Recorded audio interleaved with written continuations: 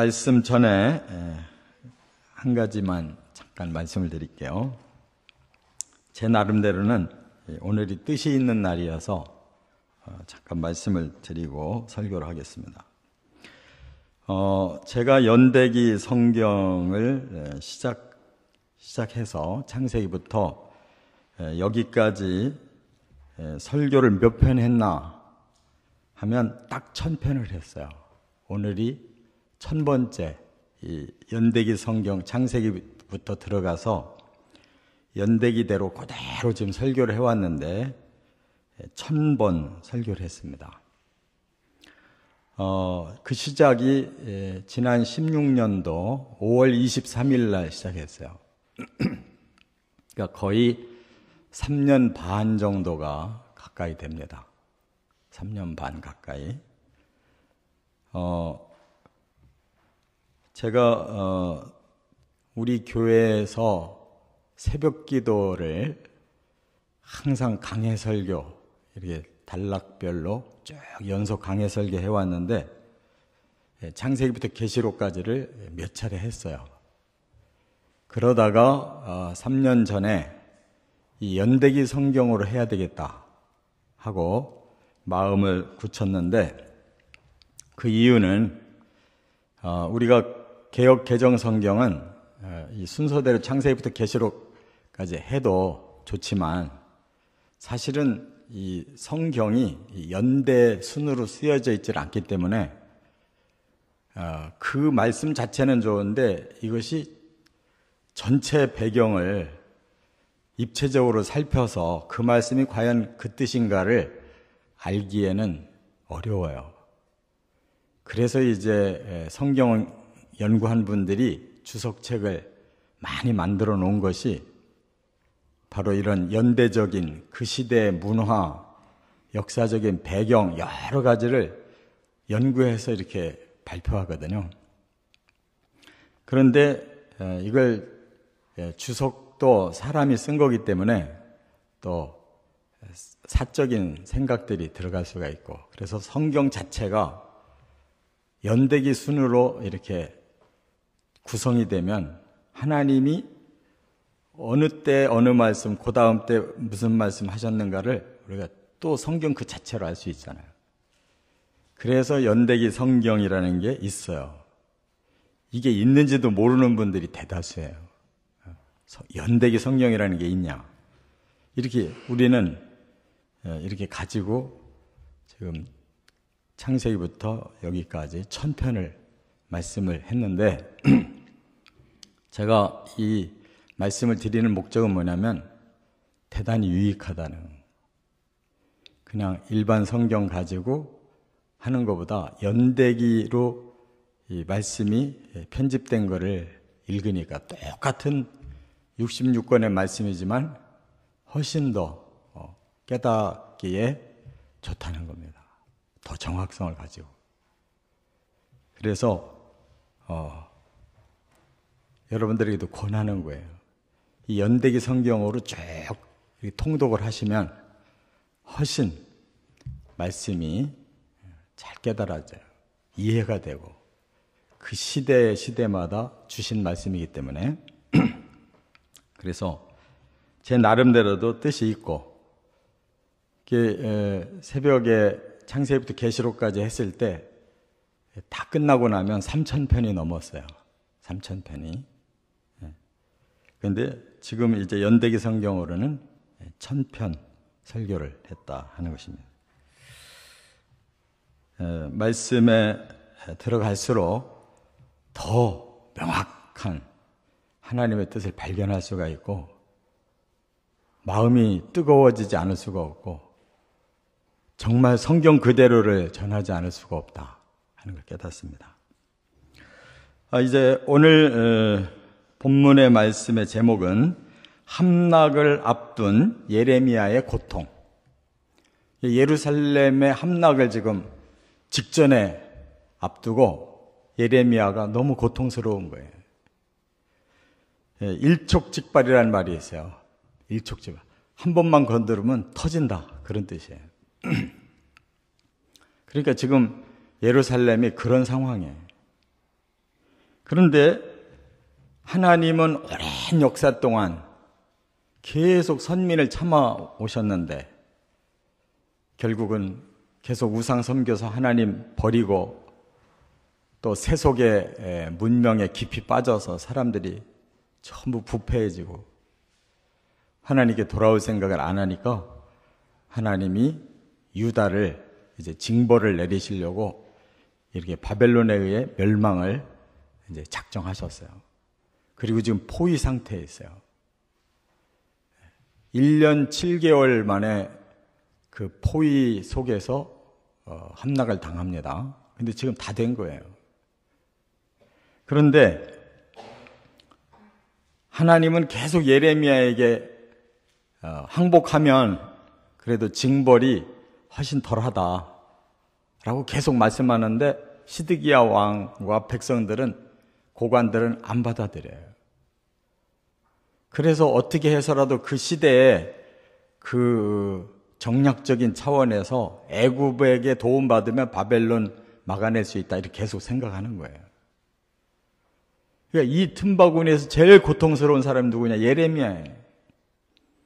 예레미야는 하나님의 말씀을 듣기 때문에 미래가 어떻게 펼쳐진다는 걸 훤히 알고 있고 그걸 전하라고 하니까 전하면 받아들여야 되는데 안 받아들이고 계속 감옥에다 집어넣고 죽이려고 하고 예레미야는 전하지는 않을 수가 없고 얼마나 힘들어요.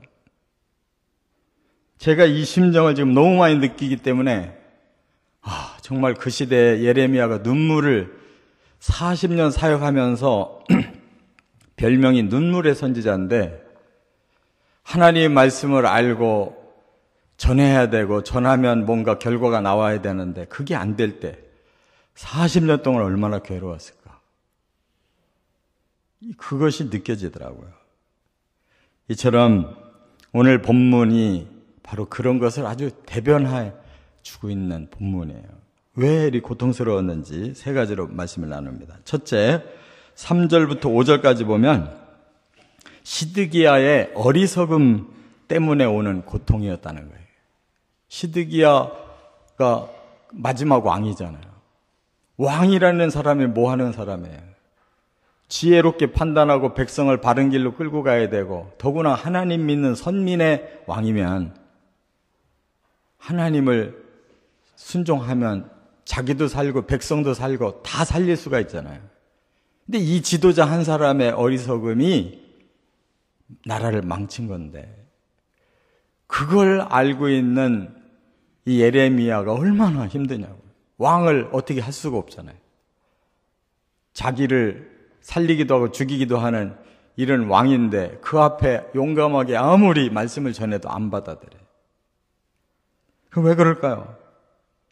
이 시드기야는 바벨론이 1차, 2차 공격을 한 다음에 이제 시드기야를 왕으로 세웠는데 그러면 조공을 바치면서 이 바벨론 앞에 고분고분 했더라면 나라는 망하지 않아요.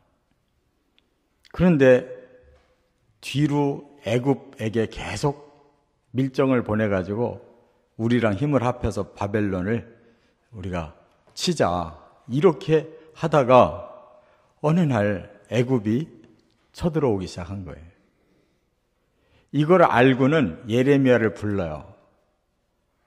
우리 하나님 앞에 이 나라가 다시 살아나고 복받도록 기도 좀 해주십시오. 이렇게 부탁을 해요. 그럼 이게 진짜 기도입니까? 진짜 기도를 원하는 거예요? 그게 아니에요.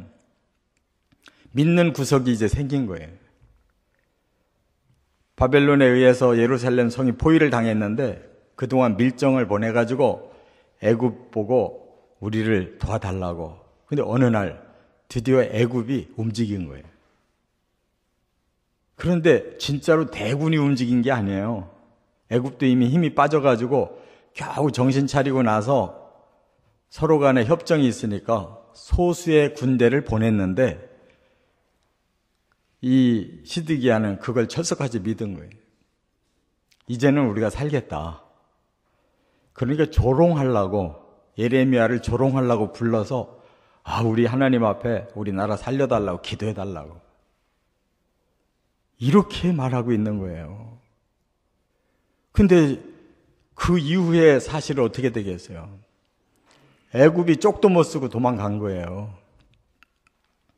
그러니까 바벨론 왕이 더 분노해가지고 예루살렘 성을 완전히 멸망시키고 시드기야를 가장 비참하게 죽인 거예요. 그러니까 그 모든 사실을 뻔히 알고 있는 예레미야가 이 시드기야 때문에 얼마나 고통스럽냐고. 끝까지 회개하지 않고 끝까지 애굽을 의지해가지고 조금 살아날 기미가 보이니까 예레미야 불러서 조롱하듯이 나라를 위해 중보기도 해달라고. 이런 교만을 떨고 어리석은 이 시드기야 때문에 나라가 망하는 걸 보고 얼마나 예레미야의 마음이 아프겠냐 그 말이에요. 이와 같이 하나님의 말씀을 보면 너무 뻔한데 사람들은 이거를 덮어버려요. 자기 생각이 최고인 줄 알고 있어요. 최고라고 생각한 그 길을 가고 나서 나중에 뻥뻥 나자빠지고 실패하고 망하는 거를 성경은 이미 다 말씀하고 있는데 사람들은 말씀을 안 믿어요. 그래서 하나님의 말씀을 전해봐야 자기가 원하는 그 말씀만 쏙쏙 빼서 듣고 하나님 나에게 이렇게 축복할 거야. 이렇게 해주실 거야. 자기가 성경을 만들어요. 근데 이렇게 결국은 함락을 당하는데 오히려 조롱하듯이 주의 종에게 기도나 해달라고. 내가 원하는 대로 되도록 기도해달라고. 그거 얼마나 어리석은 일이에요. 깨달으시기 바랍니다. 두 번째, 6절부터 10절에 분명한 말씀을 전해야 하는 고통이 있었다는 거예요. 그러면 정말 사람으로서 어떤 생각이 들어요? 시드기야 왕이 저렇게 얘기하면 그냥 포기를 해버리든지 그냥 아예 입을 닫아야 되는데 예레미야는 하나님 말씀을 전하라고 하니까 그 앞에서 또 전하지 않을 수가 없어요. 그것처럼 괴로운 일이 어디 있어요? 귀를 닫은 사람에게 아예 전하지 말라 그러면은 마음이 편할 텐데 너는 계속 올바르게 전하라고 말을 하니까 문제가 되는 거예요. 하나님이 말씀이 그 시간에 임했어요. 그리고 너는 시드기야에게 반드시 전해라. 그러면서 너를 도우려고 왔던 애국 군대는 돌아갈 것이고 바벨론이 다시 이 성을 포위해가지고 너희를 쳐서 다 빼앗고 불사를 것이다 라고 다시 얘기하래요. 예레미야가 그거를 말할 수밖에 없는 거예요. 왕이시여, 애굽이 오기는 오지만 바벨론에게 쫓겨서 도망가고 바벨론은 더 분노가 가득해가지고 이 성을 다시 포위하고 완전히 공격해서 이 성을 완전히 불태워서 없애버린답니다. 이 얘기를 예레미야가 시드기야 앞에 또 해야 되는 거예요. 안 들을 게 뻔한 사람인데 또 그걸 전해야 되는 이 마음이 얼마나 괴롭냐고. 그러면서 하나님이 또 이렇게 말씀했다는 게 너희는 스스로 속이지 마라. 갈대아인이 반드시 우리를 떠나리라 하지 마라. 결코 떠나지 않고 이 성을 불사를 것이다. 사람들은 자기를 스스로 속인다는 거예요. 그런 일 안 일어날 거야. 마음이 한편으로는 불안하면서도 그런 일 없을 거야. 걱정 없어. 괜찮아. 너희들 마음을 속이지 마라. 애굽이 도와서 우리가 승리할 거야 라고 너희들 스스로 쇠뇌시키고 있는데 결코 그렇게 안 될 거야. 바벨론은 반드시 너희를 떠나지 않고 결국 이 성을 불태울 거야. 이렇게 말씀을 하라고 하시는 거예요. 우리는 예레미야와 같이 마음이 힘들어도 말씀은 말씀대로 전할 수밖에 없고, 듣든지 안 듣든지 파수꾼의 책임은 그대로 전해야 된다는 걸 깨달으시 바랍니다. 끝으로 세 번째, 11절부터 21절. 죽음의 위기를 겪는 고통이 있었다는 거예요. 말씀만 전하고 곱게 보내주면 괜찮은데 오히려 박해가 오는 겁니다. 말씀을 안 받아들이는 사람이 그 다음에는 하나님을 대항하지 않고 하나님의 종을 대항한단 말이에요. 그게 문제예요. 잠깐 지금 애굽이 쳐들어오니까 바벨론 군대가 다시 나갔어요. 전쟁터로 나갔어요. 포위를 풀고 전쟁하러 나갔어요. 그래서 예레미야가 해야 될 일이 하나 있었어요. 그게 뭐냐? 앞에 32장에 하나님이 갑자기 너의 숙부가 자기 땅을 팔려고 하는데 너는 그 땅을 받아들여서 계약서를 써라 그랬어요. 아니 지금 나라가 망하는데 무슨 놈의 땅을 사라는 거예요. 하나님은 그게 메시지예요. 왜? 지금은 망하는 것 같아도 70년 후에 회복될 거야. 그러면 너는 그 땅 네 것으로 가능하니까 사둬. 예레미야가 70년 후까지 사나요? 예레미야를 위해 땅 사라는 게 아니라 이 백성들에게 미래를 보여주는 메시지를 네가 친히 네 행동으로 보여주라는 거예요. 네가 먹고 살으려고 밭 사는 게 아니고 이 이스라엘 백성들이 70년 후에 다시 포로에서 돌아오면 그때 자유롭게 땅을 사서 이렇게 회복이 된다는 것을 네가 보여주라는 거예요. 예레미야가 땅 사서 부자 되고 거기서 농사지라는 게 아니에요. 예레미야는 벌써 40년을 사역을 했기 때문에 좀 있으면 죽을 거예요. 그런데 예레미야는 지금 포위망이 잠깐 뚫리니까 그 사이에 자기 고향 이 아나돗으로 가는 거예요. 실천하려고. 계약된 대로 땅을 인수받으려고 성문을 나가려고 하는데 문지기한테 붙잡혀요. 너 왜 나가냐? 나 아나돗 고향에 이러저러한 일이 있어 갔다 와야 된다. 그랬더니 문지기가 너는 간첩이다. 너 지금 이 바벨론에게 항복하러 가지? 여기 내부 사정 알리려고 가지? 하고 붙잡은 거예요. 그래가지고 고관들에게 끌고 가니까 고관들이 분노해가지고 웅덩이 감옥에다가 집어넣어 버렸어요. 거기가 토굴이라고 그러는데 말하자면 그냥 아주 땅속에 음습한 곳에다가 그냥 집어넣고 뚜껑 덮은 거예요. 깜깜한 그 음습한 땅속에 여기 여러 날 있었다는 거예요. 사람은 죽는 것 같을 거예요. 제대로 뭐 공기가 들어와요. 햇빛을 한번 봐요. 그 온갖 그 진흙 속에 얼마나 괴롭겠어요. 이렇게 만들어 놨어요. 그런데 다시 시드기야 왕이 부르는 거예요. 왜? 아무래도 불안해. 그러니까 다시 야, 너한테 하나님이 새로 주신 말씀 없냐? 하고 물어보는 거예요. 그러니까 또 똑같은 말을 해요. 하나님이 계속 저한테 말씀하시는데 반드시 이 성이 불탈 거고 망할 거니까 이제라도 항복하라고 말씀합니다. 그러면서 예레미야가 뭐라고 하냐면 저는 정말 이 웅덩이 감옥 속에서 저는 죽을 것 같습니다. 저를 그리로 가지 않도록 왕이시여 나에게 자비를 베풀어 주십시오.